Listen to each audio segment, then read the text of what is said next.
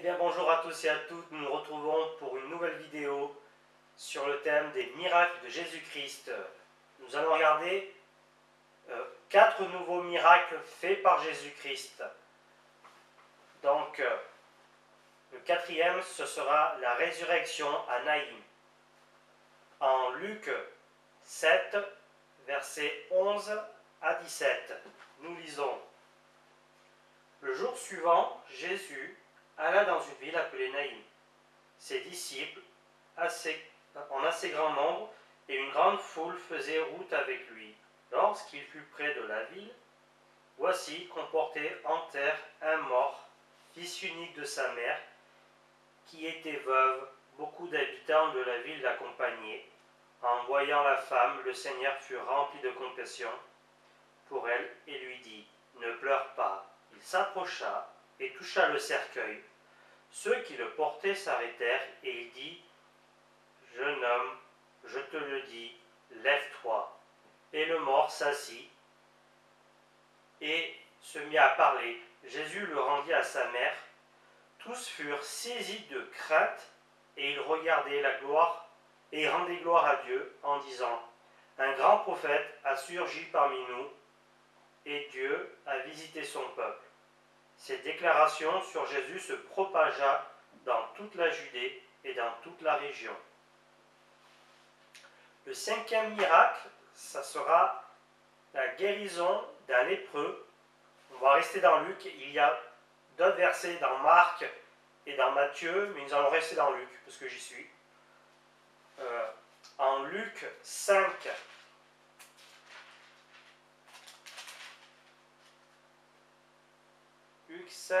versets 12 à 16. Voilà.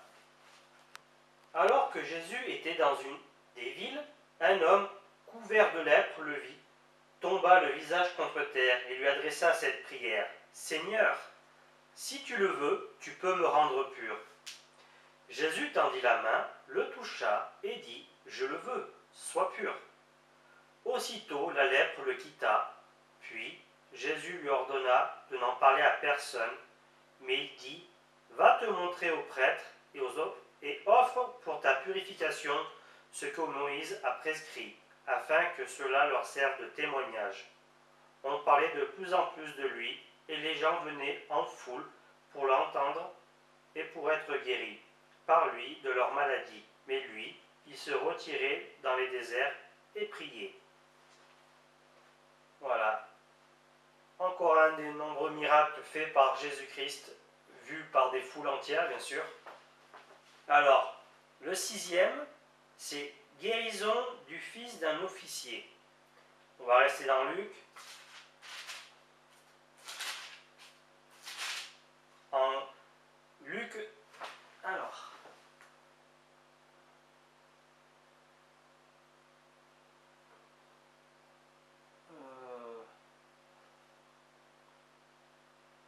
non, on va aller dans Matthieu 8, versets 5 à 13.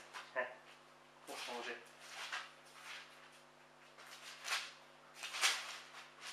Matthieu 8. Alors, Matthieu 8, versets 5 à 13. Alors que Jésus entrait dans Capernaum, un officier romain l'aborda et le supplia en disant: Seigneur, mon serviteur est couché à la maison, atteint de paralysie, et il souffre beaucoup. Jésus lui dit: J'irai et je le guérirai. L'officier répondit: Seigneur, je ne suis pas digne que tu entres sous mon toit, mais dis seulement un mot et mon serviteur sera guéri.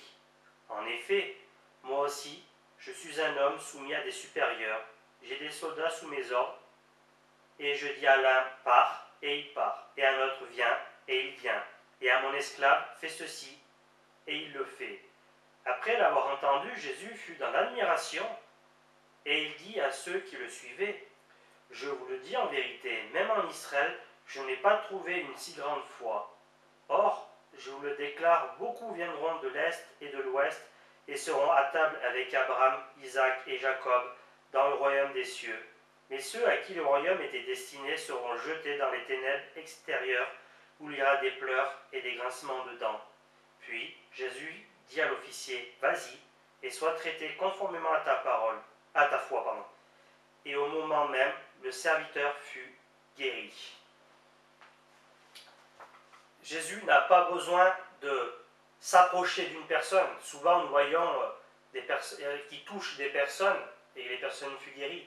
Mais quand quelqu'un croit en ce que Jésus est, quand quelqu'un a foi en lui, Jésus n'a pas besoin d'aller voir la personne. Juste, il dit une parole et la personne est guérie, même à distance. Alors, le 7e, ça sera guérison de la belle-mère de Pierre. Nous allons rester dans Matthieu. Matthieu 8, versets 14 à 15.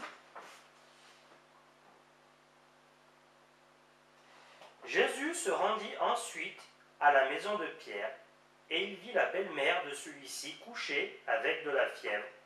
Il toucha la main, et la fièvre la quitta, puis elle se leva et les servit.